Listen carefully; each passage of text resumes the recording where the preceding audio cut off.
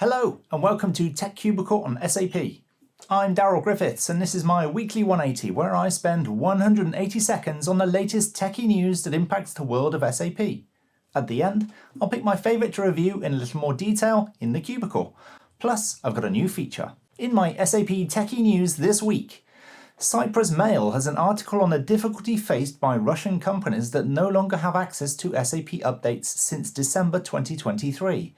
The article suggests that billions of dollars would be needed to create an analogue of SAP. A Russian billionaire is said to have stated, "We cannot perform updates related above all to cybersecurity."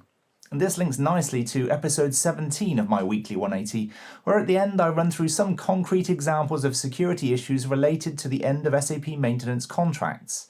The link to the article is down below, and the link to episode 17 is above here, which takes you down below. Strange but true. The Register has run an article on East Sussex County Council's SAP migration to Oracle ERP.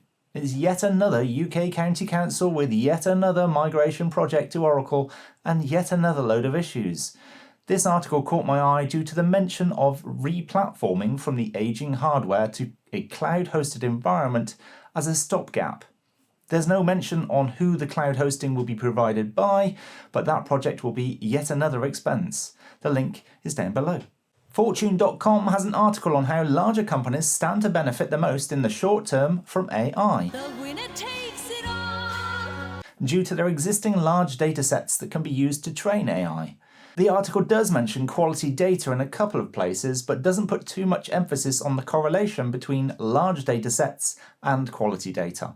And surely the larger the data set, the harder and more costly it is to ensure the quality. Whereas buying a pre-trained model or foundation model is far more simple. Google shares details of a major blunder in which Google operators inadvertently erased a customer's entire landscape.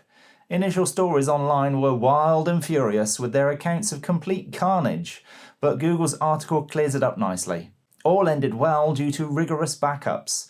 Which reminds me, are you backing up your SAP BTP configurations? See my eye-opening video on that, I'll put a link above. SAP News Center tells us how it will integrate AWS's AI models from Amazon Bedrock into the SAP AI Hub.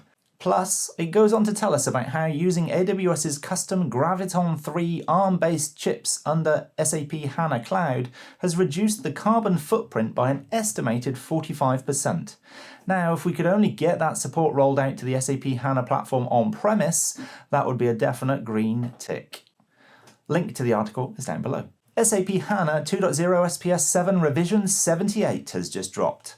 The update contains fixes for BW OLAP, backup and recovery, HSR, SQL script, scale-out, SDA and SDI, XS Engine, and over 20 general fixes. Something to note is that there are some Hex Engine fixes included and that the SAP hosted environments in ECS are still waiting in the wings on revision 75. Let's see if they move on up to 78 and skip 76 and 77, potentially due to those Hex Engine issues reported by the HANA experts in the community. The links to the SAP notes are down below. My favourite item this week is the article in the Cyprus Mail on difficulty faced by Russian companies that no longer have access to SAP updates. I've got a couple of thoughts about this article. Firstly, the article talks about billions of dollars needed to replicate SAP's functionality, and it specifically calls out SAP ERP. And just to recap, certain Western companies are not allowed to do business with Russian companies due to sanctions imposed on Russia. This has meant that Russian companies using SAP no longer have SAP maintenance contracts since the end of 2023. They are effectively operating in customer-specific maintenance, although it's actually a worse state than that because they will not get access to any updates at all. As a reminder, in customer-specific maintenance, depending on your country of origin, so long as the product is still supported by SAP, you are entitled to certain security updates as per the software license agreement and certain legislation. However, out of maintenance due to sanctions, which are there to prevent technology being accessible, means no security updates at all. This leaves Russian companies in a bit of a predicament, because not being able to update SAP software will mean that they are stuck on older operating system versions and older database versions, which also accumulate security issues as they age and go out of support. Why not move to the cloud, you may say?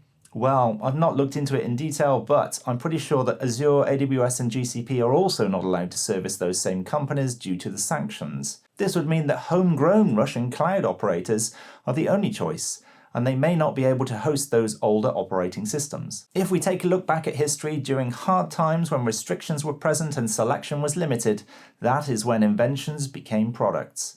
Ideas and inventions may have pre-existed, but the overbearing need for products and solutions catapulted those ideas into being. Examples from the Second World War: radar, electronic computers, and jet engines. With Russian companies needing to remain operative, secure, and even to some extent competitive, then it is just possible that with sufficient demand and enough capital, a new product could emerge, a new competitor to SAP's ERP. What would it look like? It would be highly scalable, cloud native, built using today's continuous development methods, and secured against today's vulnerabilities. And most importantly, it would be true SaaS. It would have to be to minimize resource consumption and reduce cost. It would run on efficient CPU architectures, probably closed source, but with a tight level of integration between hardware and software, like Apple. The application layer logic would be decoupled from the data layer with an API layer in between, and the persistence layer would be agnostic, cheap cloud storage. APIs would provide the ability to freely access the data in any format necessary. Instead of locking down the data, the system would encourage data access and sharing. Because the system would be so good at doing this, there would be no need to export to other tools. Is all of this possible? Yes, I think it could be. Not only that, but I think with sufficient time, a new competitor could rise up out of this situation. Now imagine that it was open source. Make it so good and so cheap that it undermines the likes of SAP and Oracle. Maybe we can see why the likes of SAP and Oracle were so reluctant to cut off their Russian customers. Finally, in this episode, I'd like to introduce you to a new feature. Behold, the Quarterly Calendar of Woe. The idea being that we can track the release of new software versions of S/4HANA, HANA, and their supporting operating systems. Light green is due for release, dark green is in maintenance, orange is in extended support, light red is a supposed end of maintenance, dark red is end of maintenance. We can see that the end of 2025 is a big red splurge. Let's look at what we have coming up in the next couple of quarters. We can see that Red Hat Enterprise Linux 9.4 was released, and you should be planning to move off 8.4.